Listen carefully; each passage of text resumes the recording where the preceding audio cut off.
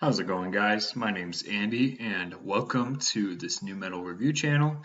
I don't know what to call it yet, so I'm just going to leave that blank for now. Today, I'm going to be going over the top 10 metal albums of 2022.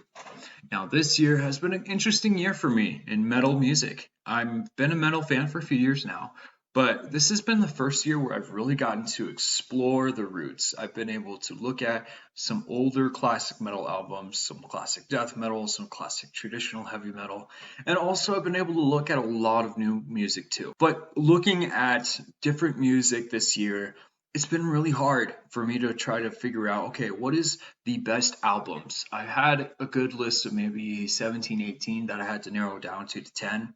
And even then, I have a few honorable mentions. But let's get into it. Let's look at how music has been pushing forward and also has been refined from past influences and styles.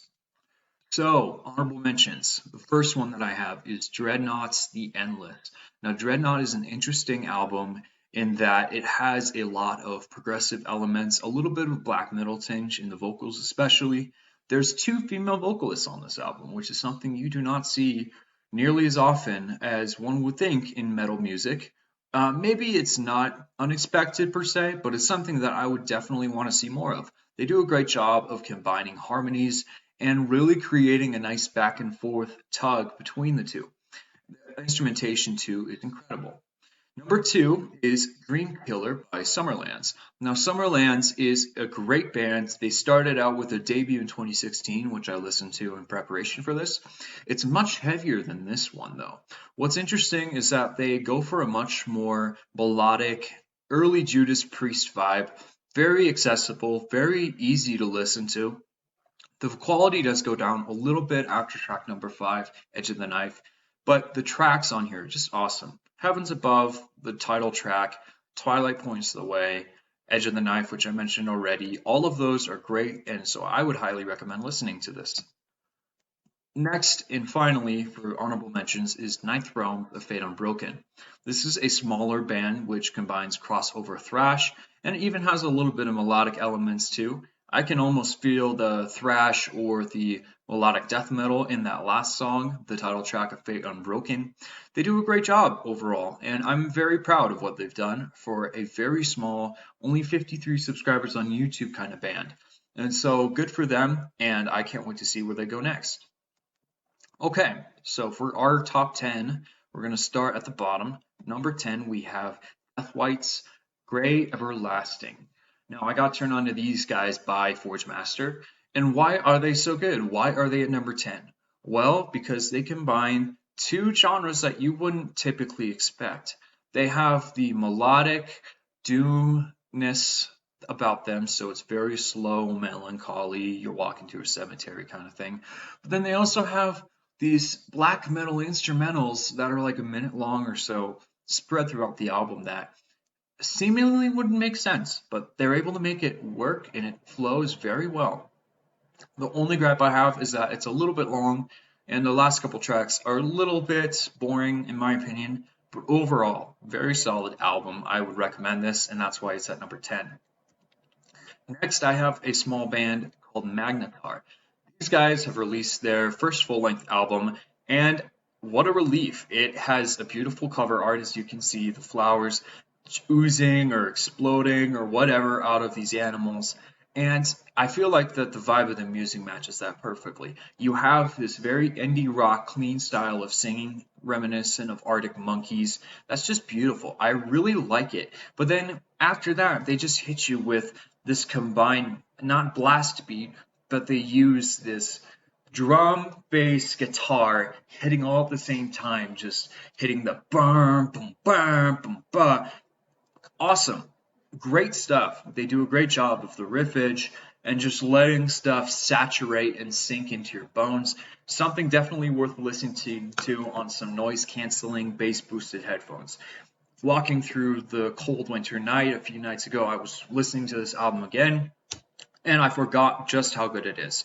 And I bumped this up a few places, and so that's why it is at number 9. Number 8 is Tala's A Generation of Danger. Now, why Tala? Talla is an up-and-coming band. They are a bit more popular than they were from their last release, Matriphagy, and for good reason. They combine nu metal and deathcore, and they do a great job of it. They're the only band that can really pull it off, and I'm really grateful to see that they are continuing to expand their sound.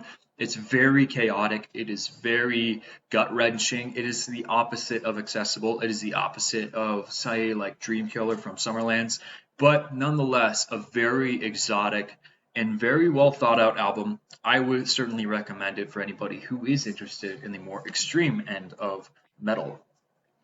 Next, we have In Extrerum with Equinox Vigil.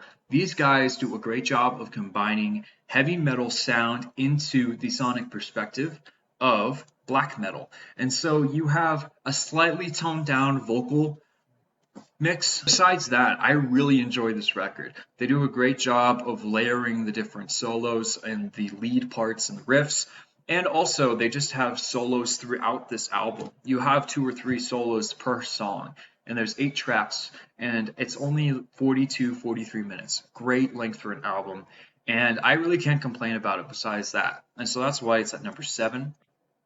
Next is Night's Voices of the Cronian Moon. Now, these guys, they do an opposite take of an Extrerum. So rather than adding heavy metal elements into black metal, they add black metal elements into heavy metal. And so the vocals particularly are of the black metal strain, but everything else is reminiscent of an Iron Maiden. Very good. I love the instrumentation. I love the guitars especially. They do a great job of creating these lead tones and these hooks that really just bring you in. Only gripe really is, again, the vocals. Even though the production's great on the sound itself, it's a little bit flat, a little bit undiverse. I don't even know if that's a word. Undiverse, in my opinion. And for that only is why I would put it lower than some of these other albums. But overall, again, perfect for bringing somebody into something between that classic metal vibe of like Iron Maiden, of the Mark of the Beast, or any of those more classic albums to something that's a little bit more modern, a little bit more polished in production, and which leads us to another, in my opinion, great way out, Halo Effects Days of the Lost. These guys do an incredible job, and it makes sense because you have the singer of Dark Tranquillity and you have former members of In Flames creating a masterpiece of melodic death metal. It seems like a contradiction in terms, but they make it work perfectly. Melodic death has its roots obviously all the way in the early 90s in Gothenburg, Sweden, and these guys are some of the forefounders of it. It has even a guest vocal in the track number 9, Last of Our Kind, with Matt Heafy. I can't complain about this album at all. It's probably the most consistent out of all of the albums.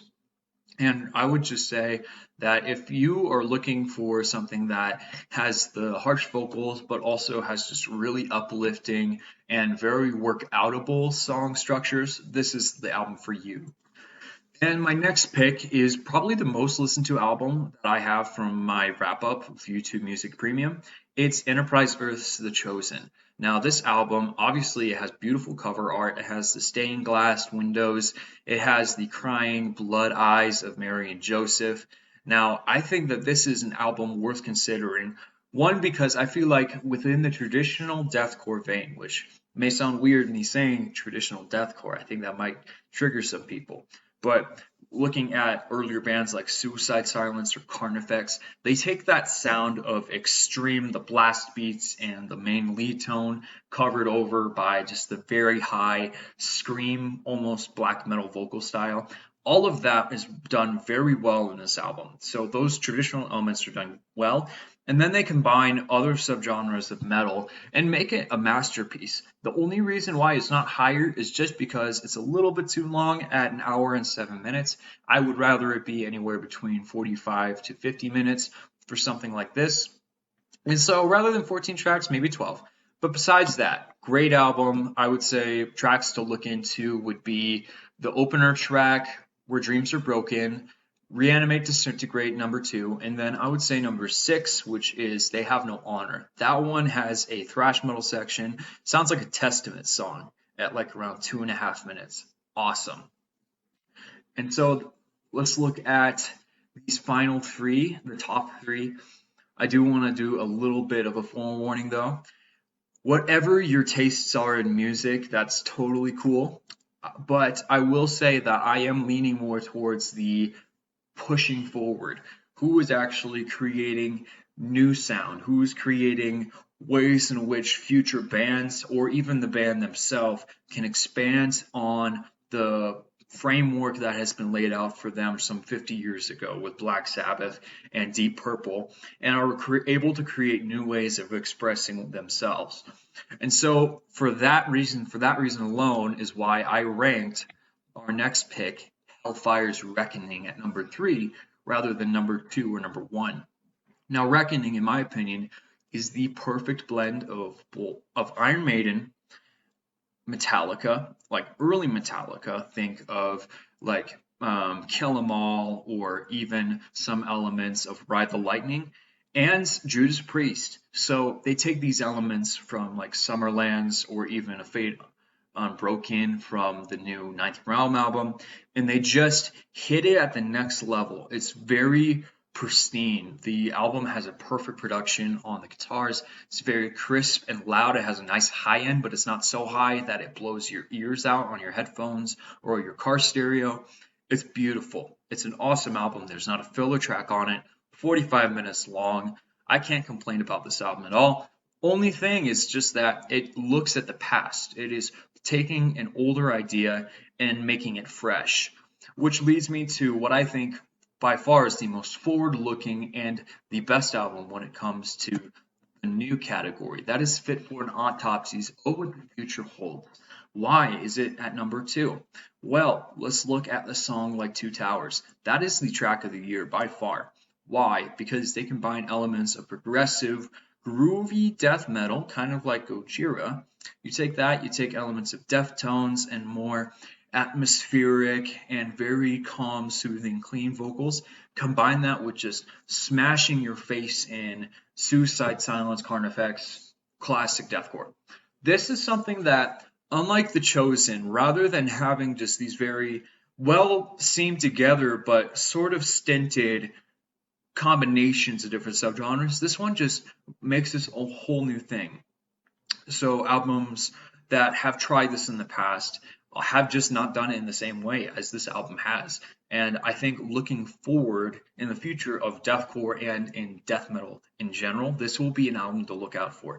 I think this will be a hugely influential album for future bands in the next 5 to 10 years. And so that is why this album is at number 2. Another track to check out besides Two Towers would be Far From Heaven, which leads us to our number 1 pick. And this one may come as a surprise to you, but it is Nechutchwin's Kanawa Black. Now, why did I choose Nechutchwin? Nechutchwin is a very small, out-of-the-way West Virginian black metal band, and they are Native American by ancestry in the Shawnee tribe. And what's really cool about this band is that for each of the songs, they have a folklore inspiration to each of them. One of the songs, The Murky Deep, just does the most incredible job of seaming an acoustic intro into just an absolute slamming riff. And then they're able to combine just this spoken word, almost native chant into the black metal section. That's something that no other band really can do and can do well, but Nechutchwin's found a way.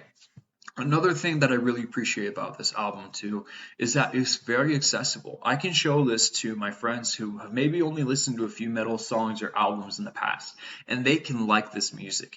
That is something that I can't say about even Fit for an Autopsy, maybe not even some of Reckoning songs like their early thrash material. This is a great album. This is a phenomenal album. This is the album of the year because it takes black metal and a genre in which is an extreme metal genre. It is very hard to get into typically, but it does the great job of balancing that extreme heaviness and giving it a good purpose behind it. It's not nihilistic. It's not satanic. It's reaching back into the past and saying, I'm crying out not because of whatever these little faults I think that the world has, but because my culture is dying, or because I am expressing the very same emotions that my ancestors felt when X happened. There's another song on here. It's just this whispered scream throughout with also just the native chant. It's called, I believe, I Can Only Die But Once. It's talking about this tribe's member, this chief named Chief Cornstalk, and his son who died at the hands of colonizers in the United States. And it's just an incredible ballad. It is an homage to their culture.